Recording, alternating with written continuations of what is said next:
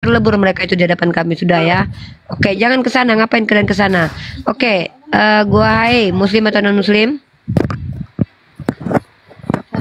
Selamat malam. Assalamualaikum. Saya Christian, Kak. Ya, silakan standby. Ada yang mau sampaikan ke Bang Zuma?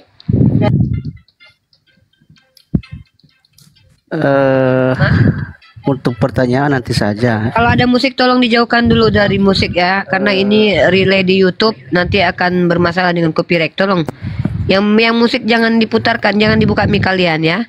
Gua hai. Oke. Gua hai menyimak dulu. Ada yang mau ditanyakan atau yang mau disampaikan? Ya, kecilin deh. Saya menekankan aja dulu nanti untuk pertanyaan. Oke, siap. Standby gua hai ya, standby. Oke, ini suara di mute dulu karena suara nafas Anda kedengaran di sini. Marvin, muslim atau non muslim? Non muslim, Kak. Oke, ada yang mau disampaikan, ditanyakan sama Bang Zuma, Dek? Ada yang mau dinyatakan? Silakan. Oke, perkenalkan dulu umur saya, ya nama nggak perlu ya. Umur saya 16 Silakan. tahun. Saya ingin bertanya nih, ini tentang Nabi Muhammad ya. Seberapa yakin orang abang, orang kakak tentang ajaran Nabi Muhammad? Itu aja. Oke, baik. Kalau keyakinan kami itu seberapa yakin kami tentang ajaran Nabi Muhammad SAW, lihat aja betapa rumitnya, betapa ribetnya, betapa sulitnya ajaran Islam itu. Bayangkan nih, jam 5 subuh minimal orang Islam itu harus sudah bangun sholat. Lalu kemudian fajar menyingsing, itu sholat sunat. Habis itu sebelum azan zuhur umat Islam sholat lagi. Setelah zuhur sholat. Setelah ibadah sholat wajib zuhur sholat lagi. Menjelang sholat asar sholat lagi. Sholat asar masuk sholat lagi. Habis maghrib 3 rakaat sholat. Habis maghrib sholat lagi. Begitu maghrib masuk isya, sebelum isya sholat lagi. Habis masuk isya sholat. Habis sholat isya sholat sunat lagi. Begitu seterusnya, malam begitu seterusnya. Bukan cuma sehari, tapi seumur hidup. Tapi kenapa kemudian kami lakukan itu dengan ikhlas? Karena kami hakul yakin akan kenabian baginda Rasulullah Muhammad sallallahu alaihi wasallam. Itu baru satu soalan ibadah, baru sholat, belum yang lain. Ada ribuan ibadah dalam Islam, ada ribuan. Tapi kami lakukan dengan setia, dengan ikhlas, dengan lapang dada, tanpa ada paksaan dan seterusnya. Kenapa kami lakukan itu? Karena kami hakul yakin keselamatan itu hanya melalui baginda Rasulullah Muhammad sallallahu alaihi wasallam. Tak ada keselamatan setelah Rasulullah, tak ada keselamatan. Apa dalilnya? Qul in kuntum tuhibbunallah fattabi'uni. Itu dalilnya. Al-Quran surah Ali Imran ayat 31. Ali Imran ya, adik-adik sekalian. Ali Imran atau Al-Maidah? Qul in kuntum tuhibbunallah fattabi'uni yuhibbukumullah wa yaghfir lakum dzunubakum wallahu ghafurur rahim. Itu yang pertama. Yang kedua, coba Anda lihat anak-anak Islam baru belajar Ali Imran, baik, syukran. Baru belajar berdiri, berjalan, mereka sudah dibopong sama ayah ibunya menuju ke masjid. Ngapain? Belajar tentang bahas kitab yang dibawa oleh baginda Rasulullah Muhammad SAW. Mereka diajarkan alif, ba, ta, za, jim, ha, dan seterusnya. Begitu beranjak, mereka menghafal Alhamdulillahi Rabbil Alamin, Ar-Rahmanir Rahim, Maliki Yaumiddin. Beranjak dewasa sampai mereka meninggal dunia, tertanam dengan sangat mendalam bacaan-bacaan kitab suci yang dibawa oleh baginda Rasulullah Muhammad SAW. Itu cerminan cinta dan keyakinan kami terhadap kenabian beliau. Saking yakinnya kami, anak-anak mereka melakukan pembacaan firman Tuhan yang dibawa oleh baginda Rasulullah Muhammad SAW. Kalau kami tidak cinta kepada Rasulullah, maka Al-Quran itu sudah tidak ori. Al-Quran bukan lagi bahasa Rasulullah. Al-Quran sudah bahasa terjemahan. Kenapa? Karena kami nggak cinta kepada yang membawa. Kami nggak yakin akan kebenarannya. Kami ragukan. Kenapa kemudian kami berkumpul di masjid tapi kami ragu? Misalnya karena ada kewajiban untuk menyetor uang ke masjid untuk imam. Dan imam berusaha mengumpulkan jemaat sebanyak mungkin. Karena imam membutuhkan duit dari jemaat dengan mengumpulkan 8% satu orang. Maka ini harus terus digencarkan. Karena kenapa? Kalau tidak, maka imam tidak makan. Maka segala upaya dilakukan oleh imam untuk melakukan tipu muslihat agar jemaat-jemaat itu ditakut-takutin, agar jemaat-jemaat itu selalu diberi janji-janji yang mengenakkan tapi tidak berdasar. Itu kalau kami tidak cinta atau kami tidak yakin. Tapi karena kami yakin, kami mempelajari Quran, kami memahami Quran, anak-anak kami dari kecil belajar Quran, bahkan usia 5 tahun sudah ada yang hafal seluruh isi Al-Quran. Maka itu jawaban dari pertanyaan saudara. Seberapa yakin Anda dengan kebenaran baginda Rasulullah Muhammad SAW? Seperti itu jawabannya. Itu bukti kecintaan dan keyakinan kami. Demikian. Ya, dan Marvin. Sebelum ke Marvin saya sapa dulu Zain. Zain muslim atau non muslim, Zain? Assalamualaikum warahmatullahi wabarakatuh. Waalaikumsalam warahmatullahi wabarakatuh. Saya sudah teriak di bawah-bawah ya. Zain bisa baca kan ini dari tadi teriak-teriak. Tolong Berarti yang ada yang muslim jangan penting. Berarti ada yang penting. Aduh, apa yang penting Zain? Cepat Zain kalau Aku beliau fans banget sama Itu yang penting, itu yang penting itu. Jikali laku nih lah. Apa Zain? Aduh, bukan aku ya Bang, bukan aku yang nurunin dia loh. Jaringan. Ya Marvin, silakan Marvin. Apa yang saya bertanggapi? sangat berterima kasih dengan penjelasan yang sangat memuaskan. Tapi Ada lagi. saya ingin membacakan. Tolonglah Bang Juma bacakan Matius, Injil kita Matius 21 ayat 33. Oke, Matius 21 ayat 33. Oke, baik. Itu terkait dengan anggur kan ya? Benar nggak? Ya, saya bacakan ya. Iya, baca Saya bacakan deh, Bang. baca deh, Ini baca. perikopnya perumpamaan tentang penggarap-penggarap kebun anggur. Dengarkanlah suatu perumpamaan yang lain. Di mute dulu Marvin, noise di situ. Oke. Dengarkanlah suatu perumpamaan yang lain adalah seorang tuan tanah membuka kebun anggur dan menanam pagar sekelilingnya.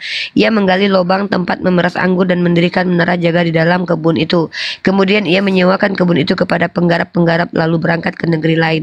Silakan Marvin, ada yang mau disampaikan? Oke, saya mau bertanya, orang abang, orang kakak mengerti nggak tentang perumpamaan tersebut?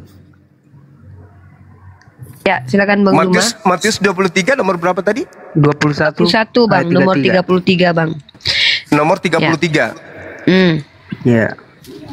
Iya, baik. Ketika ya, silakan Bang. Silakan diulang bacanya, Dek. Diulang bacanya, Dek. Oke, saya pelan-pelankan ya, teman-teman dengarkan ya. Dengarkanlah suatu perumpamaan yang lain. Adalah seorang tuan tanah membuka kebun anggur dan menanam pagar sekelilingnya.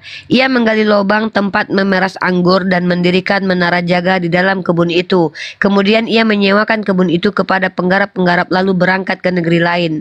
Dan ini ayat terafiliasi dengan Yesaya pasal ke-5 nomor 1 ayat 2 menurut orang-orang Kristen. Aku hendak menyanyikan nyanyian tentang kekasihku, nyanyian kekasihku tentang kebun anggurnya. Kekasihku itu mempunyai kebun anggur di lereng bukit yang subur. Ia mencangkulnya dan membuang batu-batunya dan menanaminya dengan pokok anggur pilihan. Ia mendirikan sebuah menara jaga di tengah-tengahnya dan menggali lubang tempat memeras anggur. Dan seterusnya. Kurang lebih seperti itu Bang.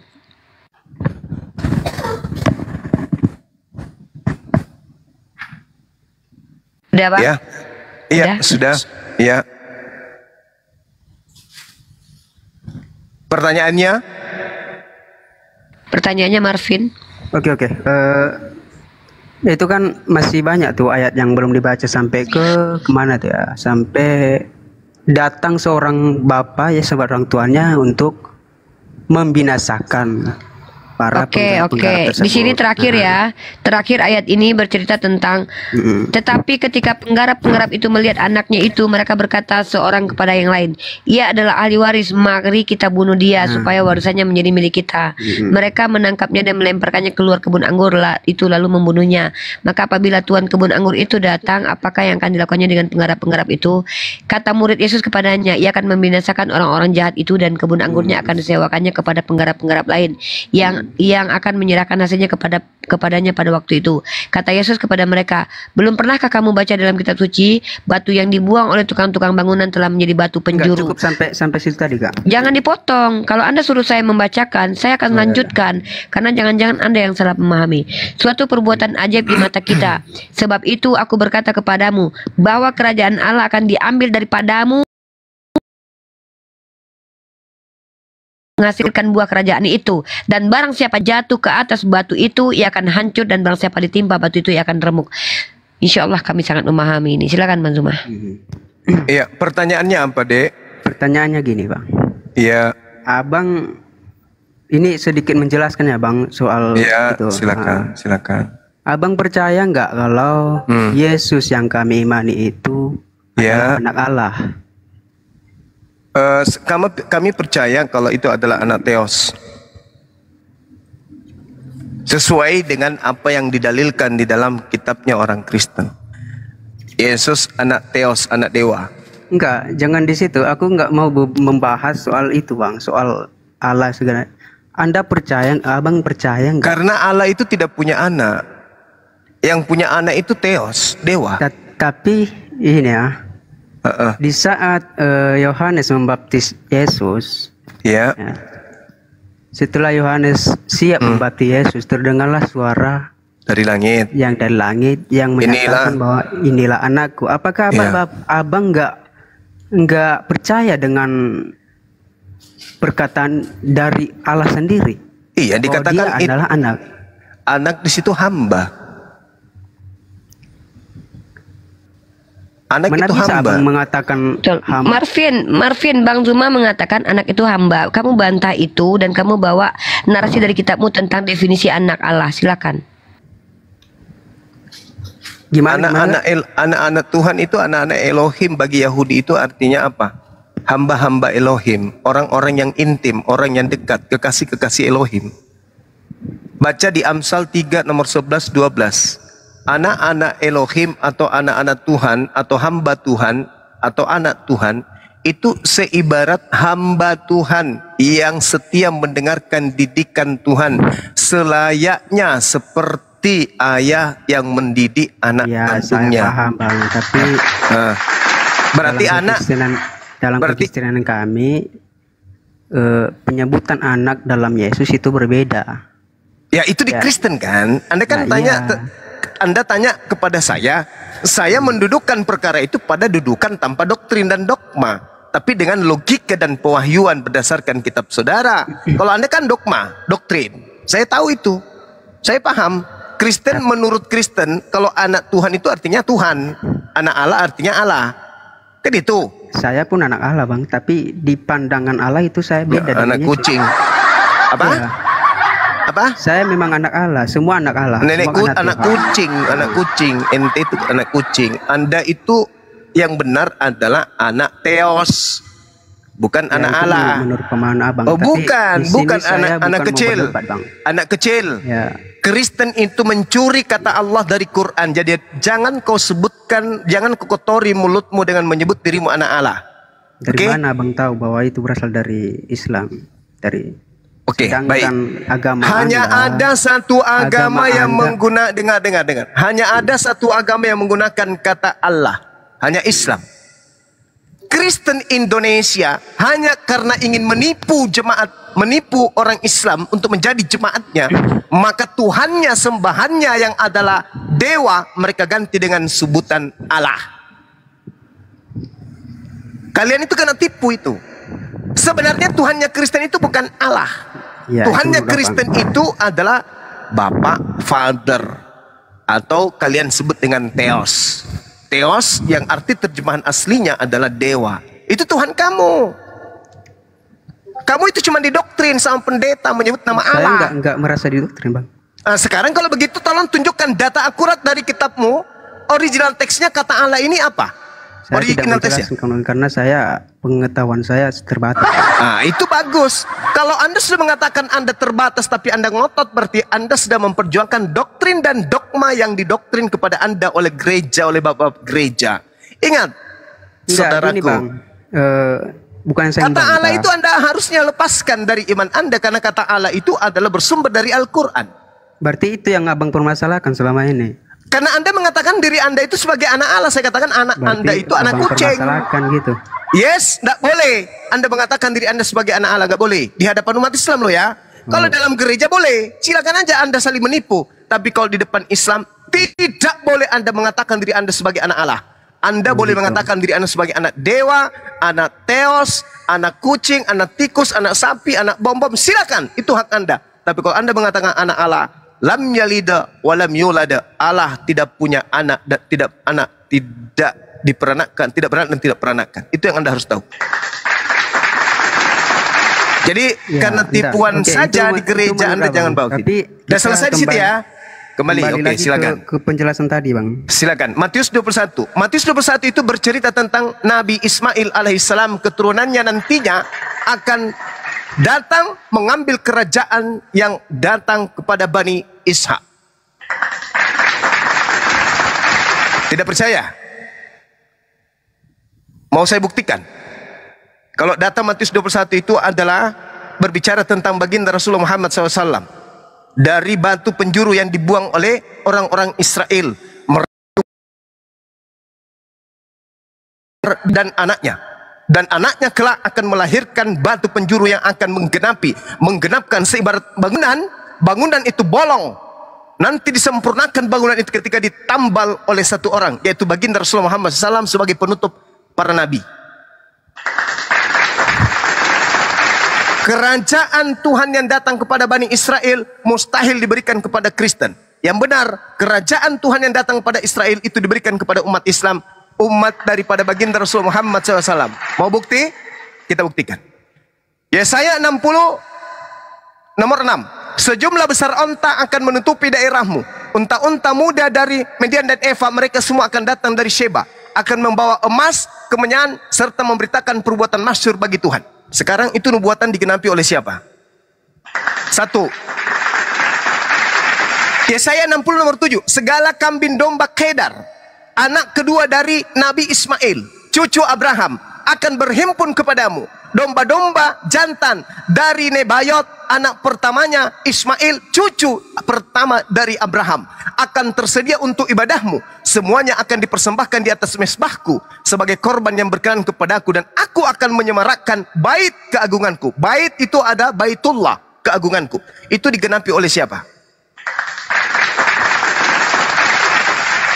Itu aja dulu. Nanti Anda ada ini semakin goyah nanti. Sekarang nubuatan ini Yesaya 60 nomor 7, segala domba milik Kedar. Kedar itu adalah anak kedua dari Ismail. Nebayot anak pertama dari Ismail.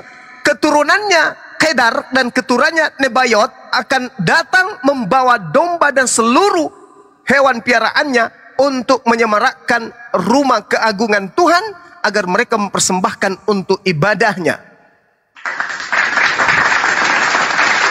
Ayo, saya ingin tahu dari adik ini, adik kecil ini yang termakan doktrin dan dogma ini, kira-kira keturunan Ismail dari anaknya Nebayot dan keturunan Ismail anaknya Kedar, keturunannya mempersembahkan domba, kambing, sapi ketika mereka mempersembahkan kurban itu di mana? Di Yerusalem atau di Mekah?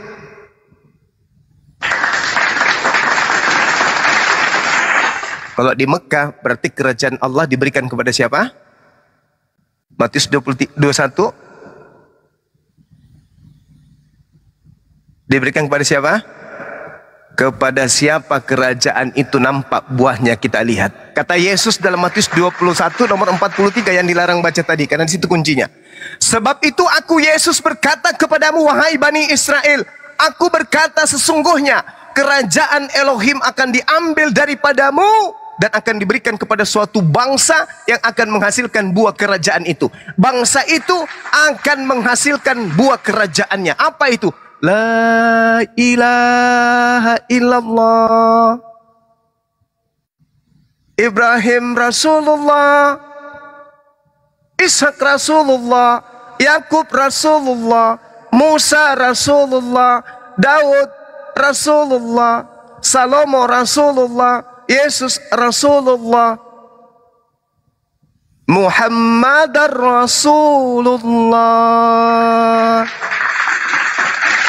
Kerajaannya dilimpahkan kemudian diambil, diberikan kepada bangsa keturunan Yismail, dan dari buah kerajaannya itu hingga hari ini berjaya. 1400 tahun silam tidak pernah tergantikan.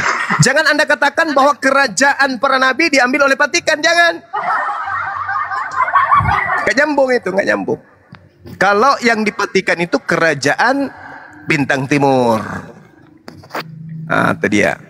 Silakan, masih ada lagi pertanyaan? Oke, masih ada. Mungkin itu cukup karena saya nggak paham kali soal-soal itu. Soalnya saya makanya, kan cuma mau nanya kan gitu. Iya, silakan. Dan saya nggak mau berdebat, Bang. Saya ingin menanyakan yang kebenarannya gitu. Menurut saya di Matius 21:33, anggaplah bahwa Yesus itu adalah anak Allah, ya, anak Tuhan gitu. Yang dikatakan di situ. Bentar, menurut saya Anda cari cari ayatnya ya.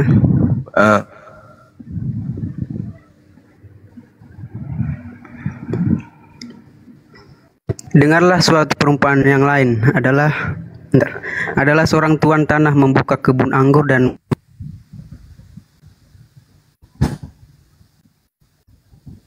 suaranya gak kedengaran di saya.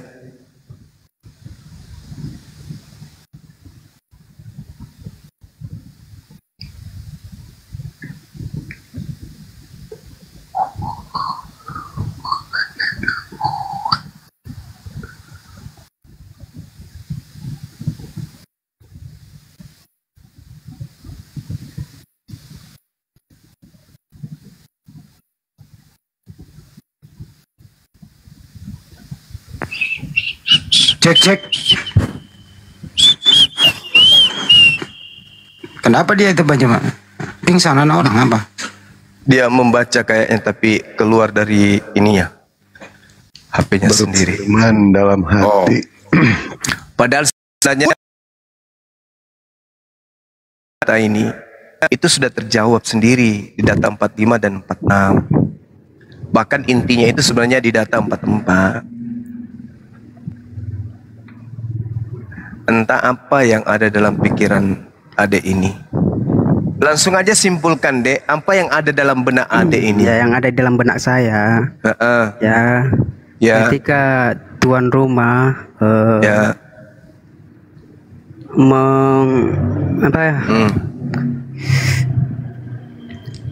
Israel menolak Yesus. Kan gitu. Ketika tuan rumah menyuruh hambanya, dan hamba-hambanya itu ditolak oleh penggarap-penggarap tadi. Anggaplah hamba-hambanya itu para nabi, kan?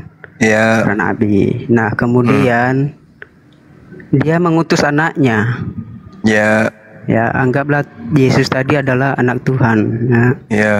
Bagaimana mungkin dia mengutus anaknya yang satu-satunya kalau ada hamba-hamba yang lain? Tentu dia harus menghabiskan hamba-hamba yang lain, baru dia mengutus anak sendiri. Berarti yang terakhir adalah anaknya yang dia utus. Jadi itu terakhir. Jadi nggak ada lagi hamba-hamba yang lain. Ya itu menurut saya. Mungkin ini kerajaan akan diberikan ke bangsa lain itu melalui siapa?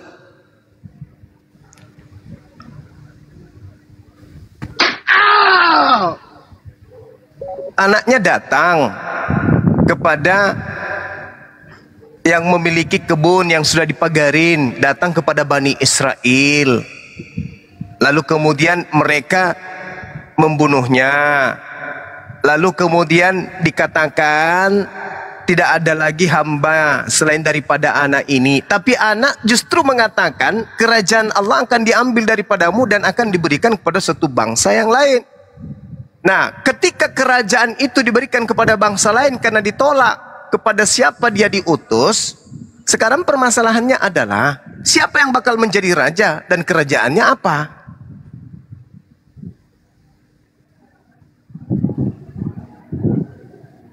Kan kerajaan Yehuda hancur.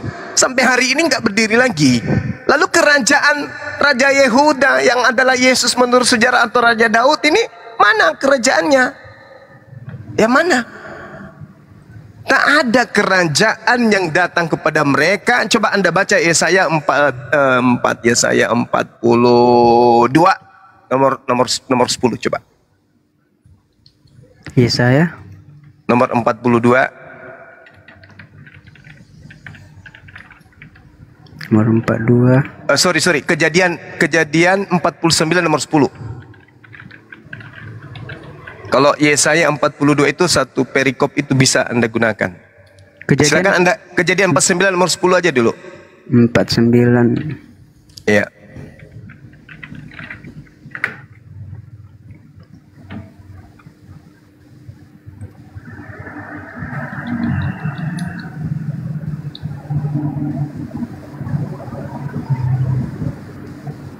Baca.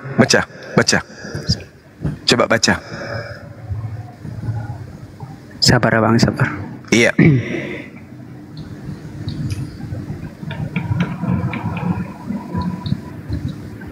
Habis itu Anda kemudian Yakub itu ya. Iya. Kemudian Yakub memanggil anak-anaknya dan berkata, datanglah berkumpul supaya aku beritahukan kepadamu. Iya betul. Data 10-nya coba. Data nomor 10-nya coba Anda baca.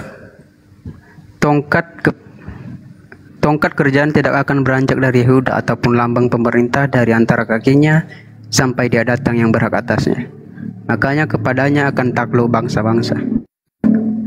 Dia akan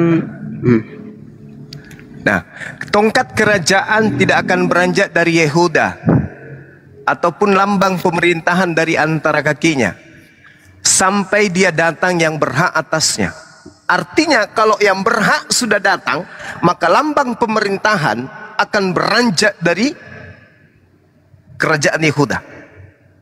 Siapa dia yang berhak itu? Tanda-tandanya dia mampu menaklukkan bangsa-bangsa. Ini ada dua kandidat, Yesus atau Nabi Muhammad. Sekarang Yesus menaklukkan bangsa apa mana? Mana bangsa mana bangsa bangsa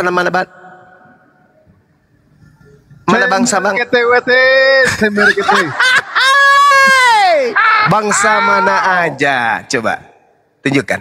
Bangsa mana aja yang ditaklukkan Yesus? bangsa Israel.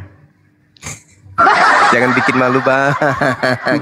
Jangan bikin malu. Yesus tidak pernah menaklukkan bangsa Israel. Justru dia konon ceritanya bangsa Arab, Bang. Kotor kali mulutnya. Jadi yang menaklukkan bangsa-bangsa itu hanya baginda Rasulullah Muhammad sallallahu alaihi wasallam. Hebatnya pasukan beliau, bayangkan itu. Ratusan tahun tentara Romawi memijakkan kekuasaannya di Yerusalem. Siapa yang mengusir? Yesus. Nehi merica ketum berajahe, merica iya, lombo iya, nggak ada. Yang menaklukkan kemudian mengusir Yerusalem tempat Yesus dijajah itu adalah pasukannya baginda Rasulullah Muhammad sallallahu alaihi wasallam. Takbir. Yang kedua, bagaimana mungkin yang di Matius 21 itu Anda katakan sebagai Yesus? Itu mustahil. Kok bisa kayak gitu, Bang? Baca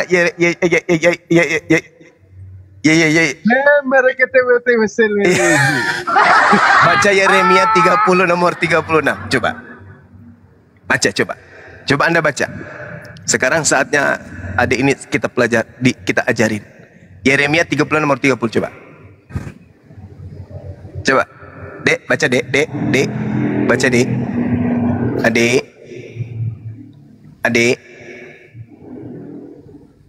Adik, baca Dek. Dek. Iya Bang, sebentar Bang. Lagi dicari dulu ayatnya Bang. Ih, tante lale.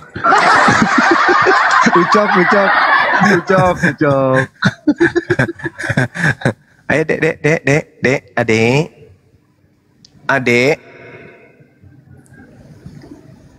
adik. Baca, Dek. Dek, Uni Rifa. Iya, iya, Bang. Gimana, Bang? Iya. Coba baca Halo. Ya, lanjut. Baca apa? Halo, gimana Bang? Gimana Bang? Iya. Coba Anda baca Yeremia 36 nomor 30. Halo. Yeremia 36. Nomor 30. Oke. Baca. Sebab itu beginilah firman Tuhan tentang Yoyakim, Raja Yehuda. Ia tidak akan mempunyai keturunan yang akan duduk di atas tahta Daud. Tahta Daud. Dan mayatnya akan tercampak sehingga kena panas di waktu siang dan kena dingin di waktu malam. Nah, ini buktinya Yesus tidak bisa. Tidak bisa Yesus kemudian mengambil kerajaan itu, nggak bisa. Kenapa Yesus tidak akan pernah duduk di tahta Daud? Kenapa demikian? Ini sumpah Tuhan. Sebab itu beginilah firman Tuhan tentang Yoyakim, kakeknya Yesus. Ini Yoyakim ini kakeknya Yesus. Apa kata Tuhan? Raja Yehuda ini, Yoyakim, tidak akan mempunyai keturunan yang akan duduk di atas tahta Daud. Sedangkan Yesus itu adalah cucunya Yoyakim. Di mana tertulis? Di Matius 1 nomor 11. Yosia memperanakan Yekonya dan saudara-saudaranya pada waktu pembuangan ke Babel. Baca Matius 1. Bla bla bla bla bla bla dan seterusnya sampai kepada Yesus. Ternyata Yesus ini adalah keturunan Yoyakim. Sedangkan Yoyakim ini adalah kakeknya. Mana bukti bahwa Yoyakim itu kakeknya? Baca Matius 1 nomor 11. Silakan. Ada yang bisa baca Matius 1 nomor 11? Oke. Silakan. Matius 1 nomor 11. Ya. Masih belajar yang betul ya, kayak Uni nih. Matius 1 nomor 11. Uni belajar. Yosia memperanakkan Yekonya dan saudara-saudaranya pada waktu pembuangan di Babel. Nah, ada nggak di situ namanya Yekonya? Ada nggak? Yoyakim ada nggak? Ya, ada Yoyakim. Ada nggak Yoyakim? Yoyakim diilangin. Dihilangin Yoyakim. Jadi penulis Bible ini pintar. Padahal Yosia yang benar adalah Yosia memperanakan Yoyakim. Yoyakim memperanakan Yekonya. Jadi ini Yosia memperanakan Yekonya itu adalah salah. Masa ada kakek memperanakan cucu? Ini tipu-tipuan kayak begini tuh hebat kali. Yosia memperanakan Yekonya. Bullshit. Yang benar adalah Yosia memperanakan Yoyakim. Yoyakim memperanakan Yekonya. Kenapa penulis Matius menghilangkan nama Yoyakim di sini? Kenapa? Karena di Yeremia 36 nomor 30 tidak ada lagi keturunan Yoyakim yang akan duduk di tahta Daud. Karena Yesus sudah didoktrin bahwa dia adalah pelanjut kerajaan Daud yang akan duduk di atas tahta Daud. Maka kata Yoyakim dihilangkan di Matius 1 nomor 11. Supaya tidak terdeteksi kalau Yesus itu tidak akan pernah menjadi raja. Sampai di sini tidak paham? Oke, makasih Bang tentang penjelasannya. Boleh beralih ke pertanyaan yang lain nggak? Boleh. Oh. Saya mau bertanya tentang penyaliban Yesus yang dimana Al-Quran orang Abang mengatakan bahwa Yesus tidak disalib kan? Betul. Di dalam kitab, ya silakan. Sedangkan sedangkan di dalam Alkitab kami bahwa Yesus itu benar-benar disalib. Justru Yesus mengatakan dia tidak disalib. Siap. Mau dalil? Bentar bang. Iya, silakan. Dalilnya apa? Coba tunjukkan. Iya, di dalam Lukas 24 nomor 44. Lukas 24 nomor 44. Dek, belajar yang benar ya, bersihkan hati supaya kamu dapat ilmu ya.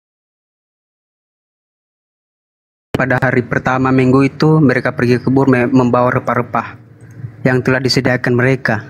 Mereka mendapati batu sudah terguling dari kubur. Lukas 24 nomor 44. Ya ini Lukas 24.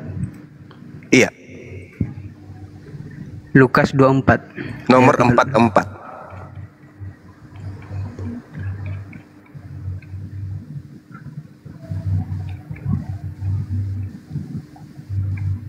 Jangan baca nomor 9. Ia berkata kepada mereka, inilah perkataanku yang telah kukatakan kepadamu ketika aku masih bersama-sama dengan kamu, yakni bahwa harus digenapi semua yang ada ditertulis tentang aku dalam kitab Taurat, Musa dan kitab nabi-nabi dan kitab Mazmur.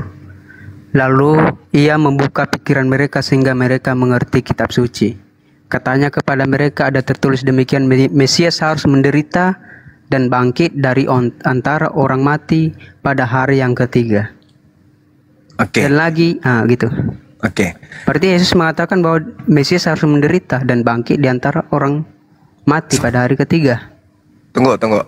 Di Lukas 24 nomor 44, inilah perkataanku yang telah kukatakan kepadamu ketika aku masih bersama-sama dengan kamu, yakni bahwa harus digenapi semua yang ada tertulis tentang aku di dalam kitab Taurat dan kitab nabi-nabi dan kitab Mazmur. Betul?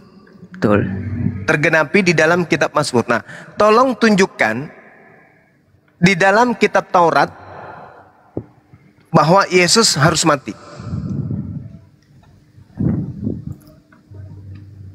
Di mana nubuatannya di dalam kitab Taurat?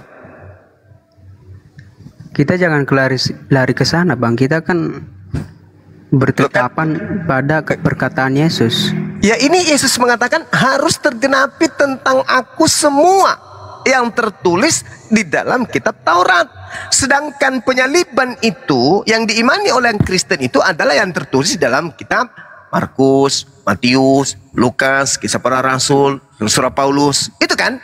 Sedangkan yang harus tergenapi bukan itu. Yang harus tergenapi adalah yang ada dalam kitab Taurat. Tapi ini ada tertulis demikian, Mesias harus menderita. Itu perkataan Yesus. Bagaimana Abang Mam? Nah, Anda harus pusing 7 turunan.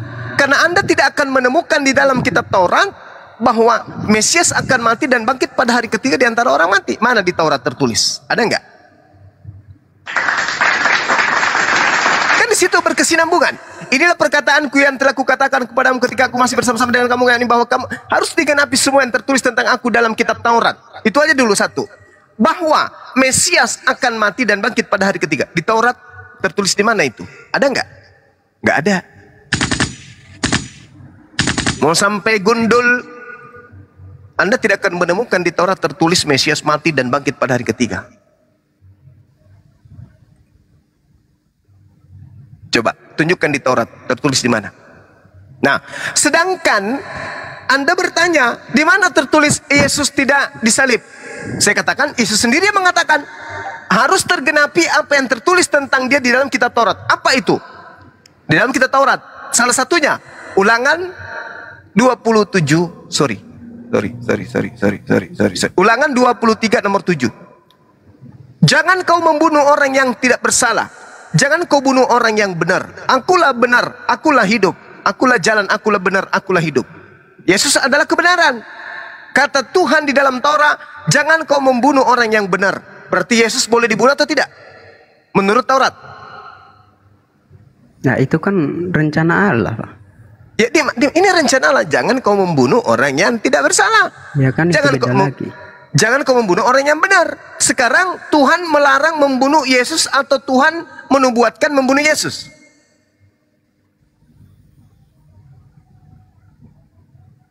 Kan Yesus mengatakan harus tergenapi semua tentang aku yang tertulis dalam Taurat. Nah, ini ada ayat lagi nih, Bang.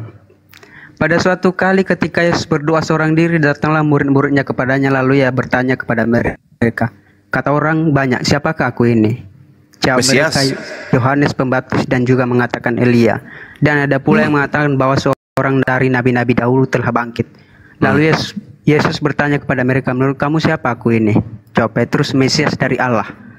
Lalu Yesus melarang mereka dengan keras supaya mereka jangan memberitahukan hal itu kepada siapapun.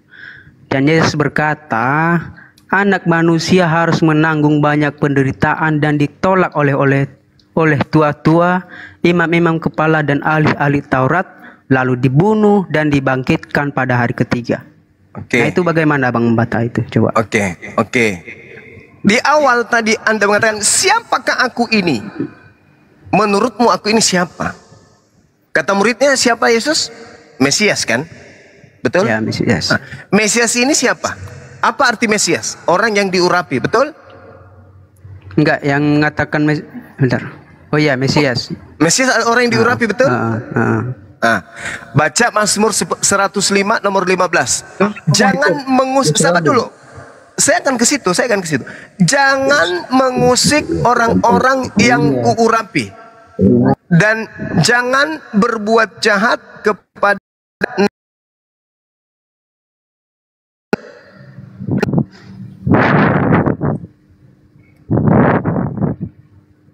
Mazmur 105 nomor 15. Jangan mengusik orang-orang yang kuurapi dan jangan berbuat jahat kepada nabi-nabiku. Boleh enggak berbuat jahat kepada Yesus?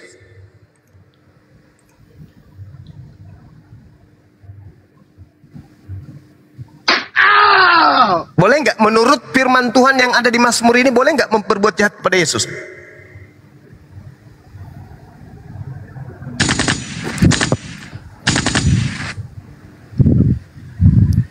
Boleh enggak? Mazmur berapa tadi, Bang? Mazmur 105 nomor 15. Mazmur 100 nomor 15.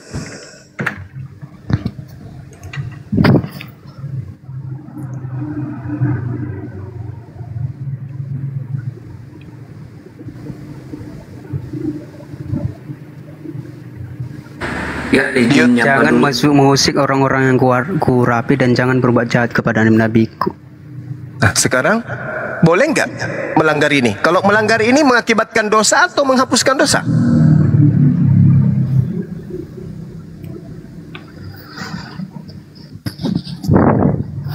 Bertentangan ya.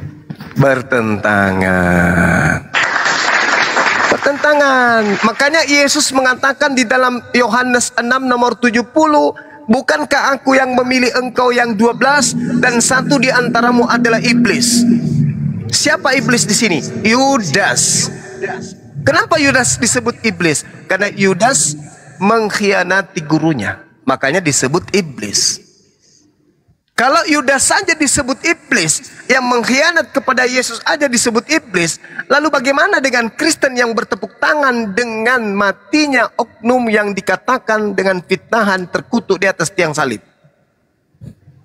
Terus misinya apa kalau dia turun ke bumi bukan untuk uang? Misinya apa coba? Yesus datang, dengarkan di Yohanes 3 nomor 16. Begitu besar kasih Tuhan akan dunia ini, sehingga ia menganugerahkan anaknya yang tunggal. Sehingga barang siapa yang percaya kepada anaknya akan memperoleh hidup yang kekal. Dan yang tidak percaya akan mati dalam dosanya. Betul? Nah, ketika Yesus mengatakan, aku diutus hanya kepada domba yang sesat dari umat Israel. Apakah Anda percaya? Percaya. Anda Israel atau bukan? Bukan.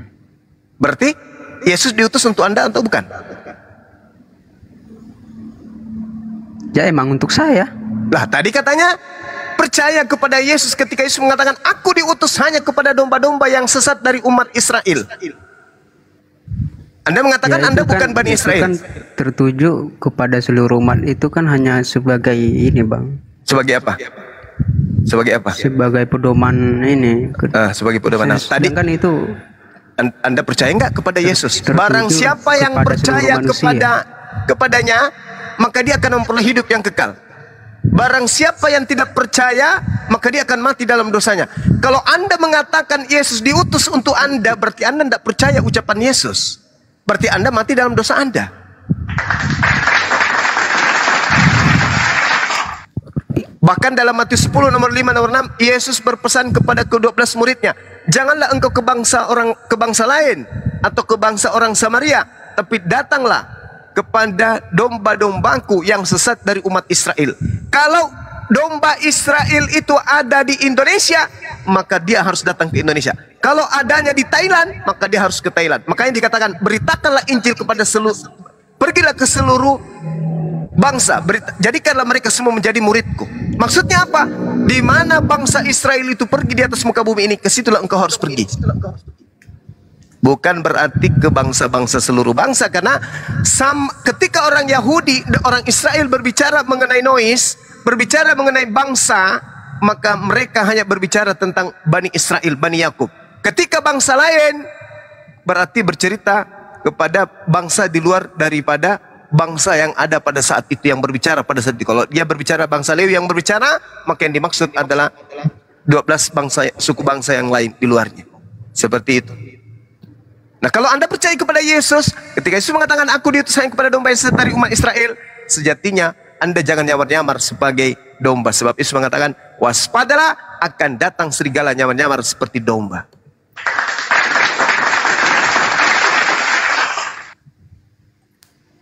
Ingat, Anda beragama Kristen itu dari Katolik Roma, Yunani, bukan dari Yahudi. Yang datang mengajarkan kekristenan di Indonesia ini, baik Katolik atau apapun itu bukan orang Yahudi, tapi orang Barat, orang bule.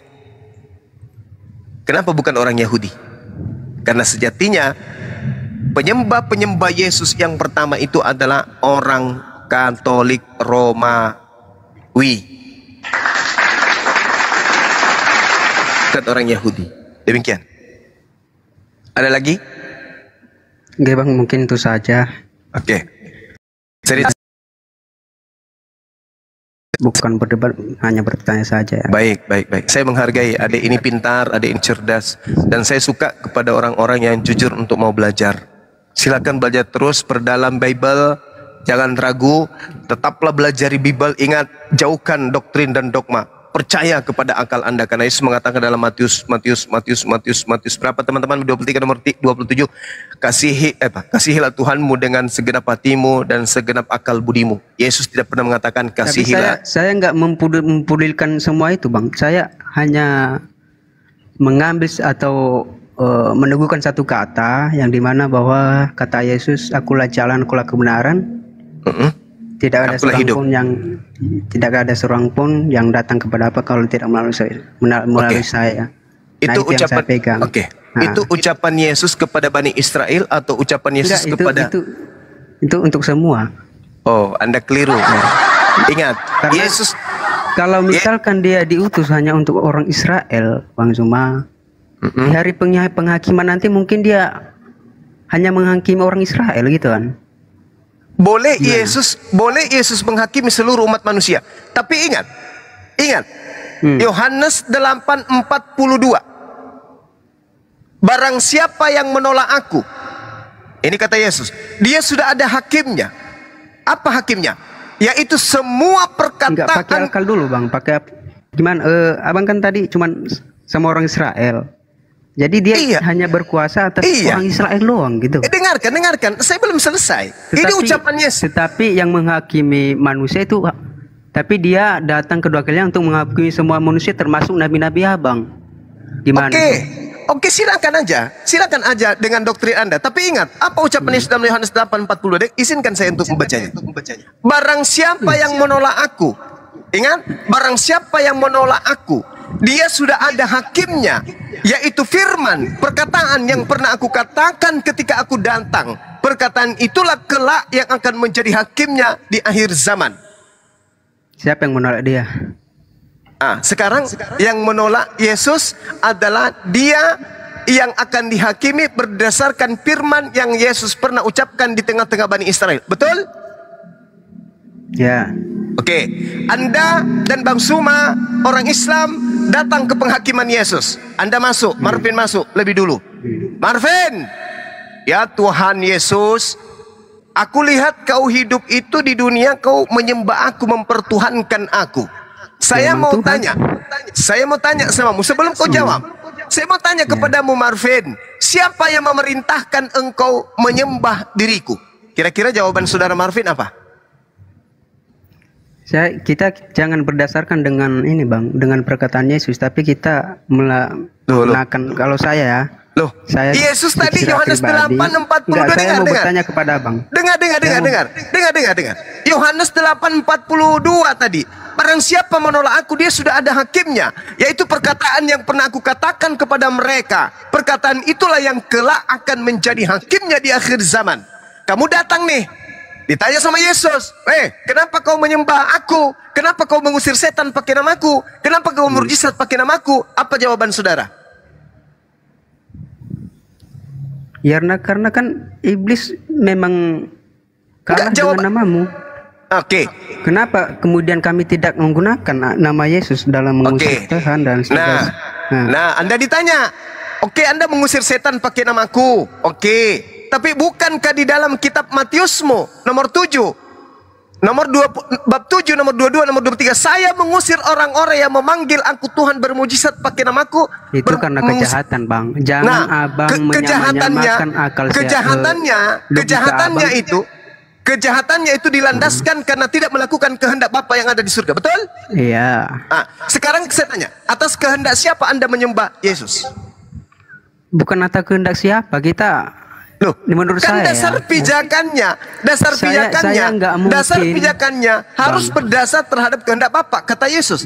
Tidak setiap orang yang memanggil aku Tuhan, melainkan mereka melakukan kehendak Bapakku yang ada di surga. Nah, pertanyaannya, atas kehendak siapa Anda mempertuhankan Yesus? Gini Bang, kita jangan membawa-bawakan ini ya agama Kristen. Untuk pribadi saya dulu, saya nggak mungkin lebih hebat daripada murid Yesus yang mengaku dia Tuhan, Bang. Kan di mana murid Yesus mengakunya Tuhan? Di mana? Coba Petrus coba. Apa kata Petrus? Seluruh pengkhotbah Petrus dia mengatakan Tuhan. Petrus yang mana? Yang ada kitab Yesus. Maksudnya Petrus yang punya kitab Petrus itu? Iya. Anda baca Galatia 2 nomor 8. Petrus diutus kepada orang-orang yang bersunat. Orang Roma itu bersunat atau tidak? Bersunat?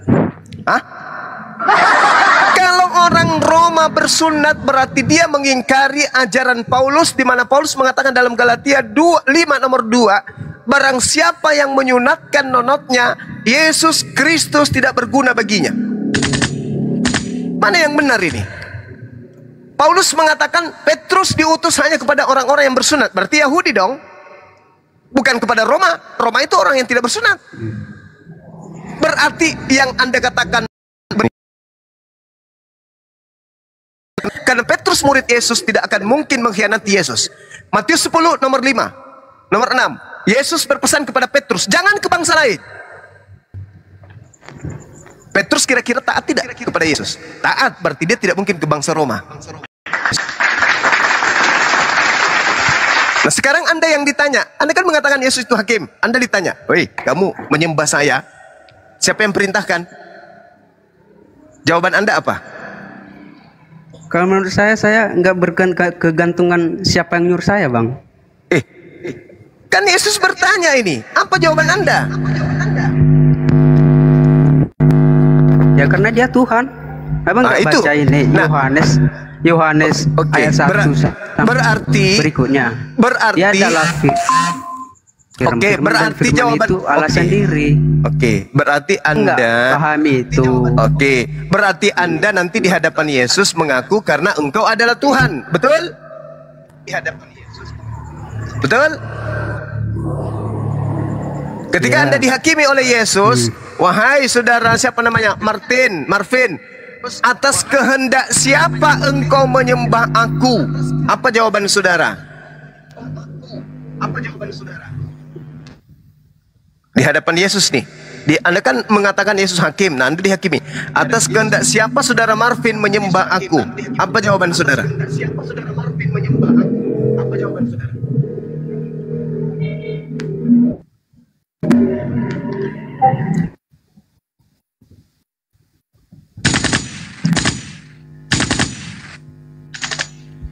Bang, abang nggak bisa membantah loh itu Yohanes. Iya, Anda ditanya oleh Yesus. Anda ditanya oleh Yesus, atas kehendak siapa Anda menyembah aku? Apa jawaban saudara?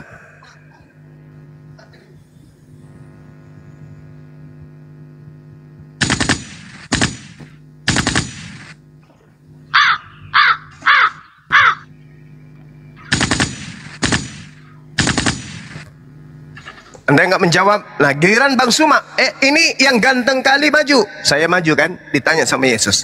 Maju. Namamu Suma? Iya. Kenapa? Kamu ketika di dunia, kenapa nggak menyembah saya? Karena kau bukan Tuhan. Dan kau mengatakan kau hanyalah utusan Tuhan. Salah atau tidak? Benar sih. Nah, benar. Karena dia mengatakan Yohanes 17:3, hidup kekal itu adalah mereka mengenal engkau satu-satunya Tuhan dan mengenal Yesus sebagai utusanmu. Nah, saya mengenal dia hanya sebagai utusan Tuhan. Kau mengenal dia sebagai Tuhan. Sementara Yesus mengatakan hidup kekal itu adalah mereka mengenal engkau satu-satunya. Sedangkan yang menjadi landasan pijakan penghakiman di akhir zaman menurut Yesus adalah perkataan yang pernah ia katakan ketika dia penginjilan di tengah-tengah Bani Israel. Berarti lolos dong Bang Suma. Yang diusir, enyahlah daripadaku. Kamu Marpin adalah pembuat kejahatan. Dah, selesai kita. Dah ya. Dah. Udah, silakan Dinda Uniripa dilanjutkan.